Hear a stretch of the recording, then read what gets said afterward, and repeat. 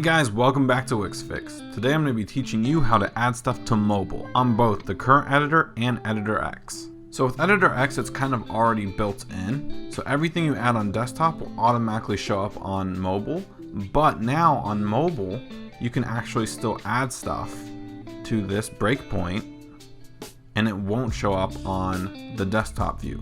So it's really nice that they've added this in. This is a feature I've always wanted. However, let me show you how to do it on the current editor.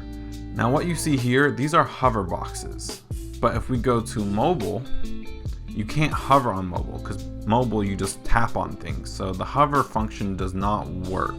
But if you still want that text to be there, let me show you how to do that. So first go to the desktop, we'll go to hover. We're going to go ahead and copy this element. We'll put it outside of this grid line. For this text, I'm going to go ahead and make this black. Okay, and then what I'm going to do is come over to the toolbar, press arrange, send to back, and I'm going to make sure the element is selected, and I'm just going to use the arrow keys and the shift arrow keys to put it behind the element. And I'm just going to do that for the same for this side as well.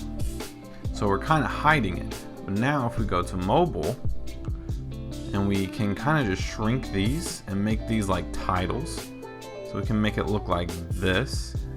Now if we go to hidden elements and press paragraphs, they're going to show up on the page. And there you go. And this is how you add stuff to mobile. You basically have to add it to the desktop, hide it behind other elements, and edit it on mobile so it'll show. Thank you for watching this Wix Fix video. If you did find it useful, please press that like button and be sure to subscribe for more content like this in the future. See you on the next one.